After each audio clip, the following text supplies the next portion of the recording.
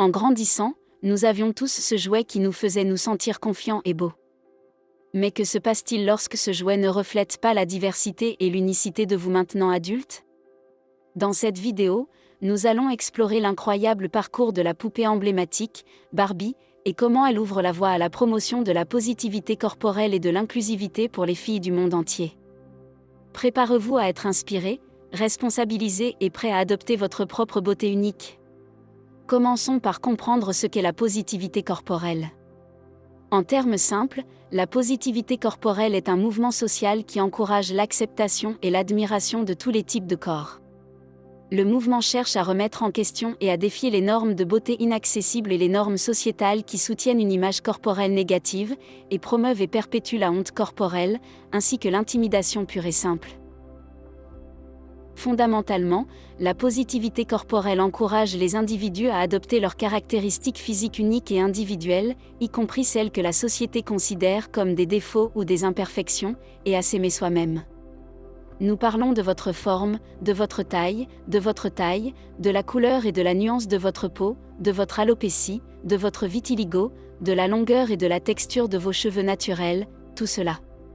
Tout ce qui vous compose est digne de respect et d'amour.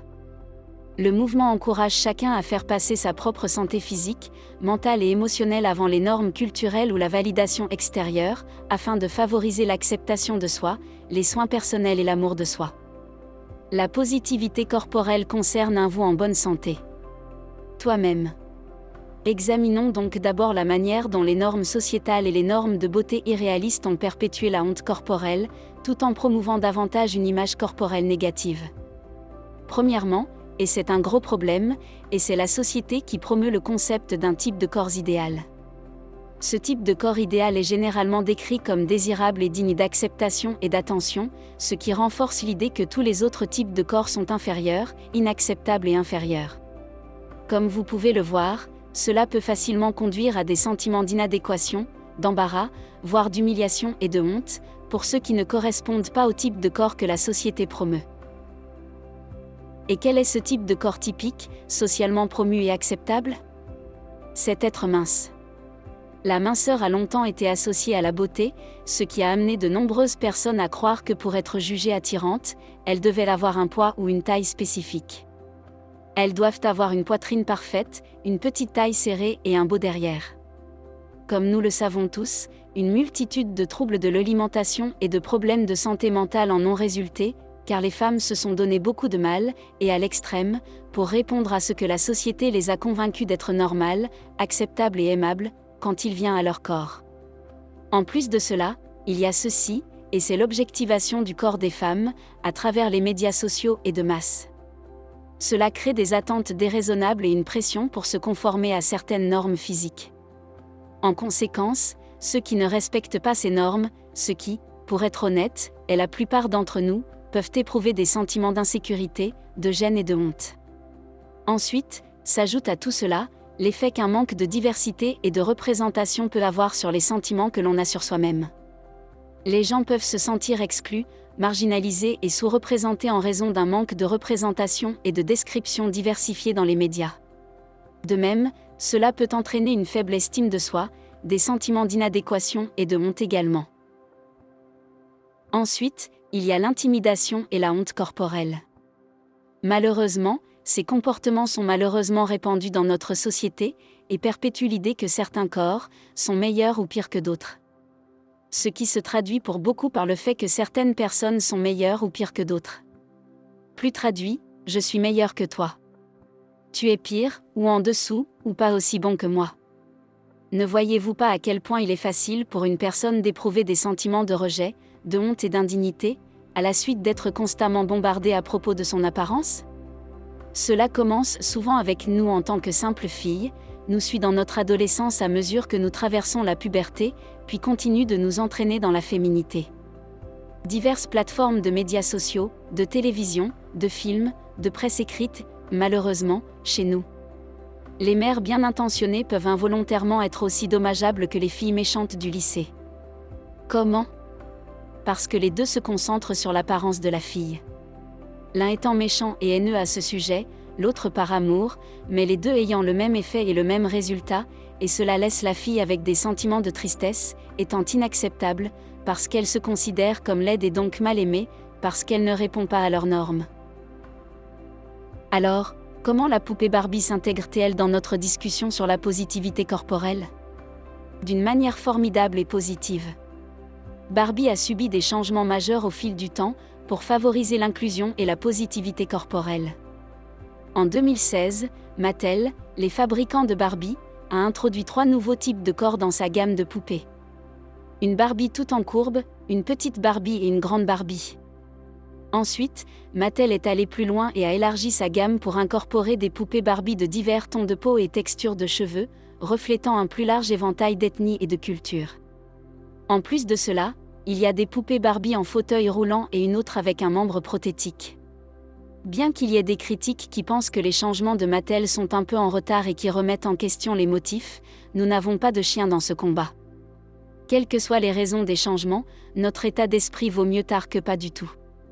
Si une petite fille pouvait regarder la poupée Barbie et se voir, et se sentir bien dans sa peau, ensuite, nous voyons cela comme un gagne-gagnant. Je me vois même représentée dans leur lignée. Cette Barbie bien roulée est définitivement en train de bercer mon type de corps. Et en plus de cela, Mattel propose une série de poupées modèles dans la vie réelle. Cette ligne comprend une ligne de poupées pour commémorer les travailleurs de première ligne pendant la pandémie, la star du tennis Naomi Osaka, la star du football Abby Wambach, les gymnastes olympiques Laurie Hernandez et Gaby Douglas, l'escrimeuse olympique américaine Ibtiaj Muhammad, l'auteur Maya Angelou, Sally Reed, la première femme américaine dans l'espace, la mannequin et militante positive pour le corps Ashley Graham, la chanteuse Trisha Yearwood et même la première équipe entièrement féminine d'encre de l'histoire de l'émission Today, Savannah Guthrie et Oda Kotb. Je n'en ai mentionné que quelques-uns. Il y en a un certain nombre d'autres dans cette ligne que les filles peuvent trouver inspirantes. Ne voyez-vous pas notre point ici, des poupées Barbie de toute taille, forme, couleur et teinte, texture de cheveux, handicap, modèles et femmes ordinaires, vivant, poursuivant et ayant réalisé leurs rêves. Ici, nous parlons des changements mêmes que nous avons notés chez Barbie, embrassant la positivité corporelle et l'inclusivité, promouvant l'amour de soi et la confiance, pour les filles de tous les horizons et de tous les types de corps. Ne voyez-vous pas ce qui peut arriver à une fille, ou à une femme, quand elle peut simplement se regarder dans un miroir en pied et voir toute sa beauté et sourire ? Réchauffée par l'amour de soi et l'acceptation ? Croyez-nous, c'est possible. Il vous suffit de chasser les voix négatives de votre tête et de recadrer vos pensées. Nous ne disons pas que ce sera facile, pour certains d'entre vous peut-être, probablement parce que votre état d'esprit est à mi-chemin de toute façon. Pour vous autres, cela vous prendra peut-être un peu de temps, mais laissez-nous vous dire que cela vaudra bien le déplacement, au final. Alors commençons. Première étape, et vous ne pourrez pas avancer sur la route, si vous ne commencez pas ici. Vous devez adopter la positivité corporelle. C'est l'une des meilleures stratégies que vous pouvez utiliser, alors que vous vous lancez dans le voyage pour surmonter une mauvaise image corporelle. Cela signifie que vous devez accepter et aimer votre corps, peu importe sa taille, sa forme ou son apparence extérieure. Cela signifie également que vous le fixez fermement dans votre tête, que tous les types de corps sont dignes de respect et d'admiration. Ce que nous disons, c'est qu'il est difficile d'amener les gens à vous accepter, quand vous ne vous acceptez pas vous-même. Nous avons tendance à recevoir le respect de 2 manières, soit les gens vous le donnent parce qu'ils pensent que tout le monde mérite le respect, soit vous l'exigez. Ne laissez personne vous rabaisser à cause de votre apparence, de votre poids ou de votre coiffure. Vous coupez cela immédiatement et faites savoir à la personne que vous n'appréciez pas le commentaire et ne le répétez pas. J'ai eu des gens qui m'ont dit que j'étais sensible, quand je les ai appelés sur quelque chose de méchant qu'ils ont dit. Ou ils diront qu'ils plaisantaient, ce à quoi je réponds que je ne riais pas. Bien sûr, il peut être difficile de parler pour vous-même, surtout si ce n'est pas votre habitude, ou si vous avez peur de perdre l'amitié ou de créer une querelle dans la famille. Mais mon cher, nous ne pouvons tout simplement pas continuer à prendre ces coups verbaux. Ils s'accumulent au fil du temps, et cela peut prendre des années pour que nous nous occupions des choses et que nous soyons en bonne santé et bien. Pour moi, il a fallu des années, des régimes yo-yo et une très mauvaise alimentation, le tout pour maintenir une taille plus maigre. C'était hier. Aujourd'hui, J'ai 2 tailles au-dessus et j'ai un corps, un esprit et une âme bien plus sains et courbés. Ensuite, nous vous conseillons de vous entourer d'influences positives. Vous pouvez contrecarrer les messages négatifs et créer une meilleure image corporelle en vous entourant d'amis encourageants, de membres de votre famille et de ces comptes de médias sociaux qui prônent la positivité corporelle et l'amour de soi. Il y a ce vieil adage, junk in, junk out, qui signifie que si ce qui arrive est faux ou inexact, alors les résultats le seront aussi. Comment serez-vous capable de penser correctement à vous-même, si vous laissez des cochonneries dans votre tête, à vous? Vous ne pourrez pas vous voir sous le bon jour. Tout ce que vous allez voir, c'est tout ce que vous avez laissé s'accumuler, sur vous-même. Sur cette note, nous préconisons la pratique des soins personnels. Faire de votre santé physique, mentale et émotionnelle une priorité vous aidera à développer une bonne image corporelle.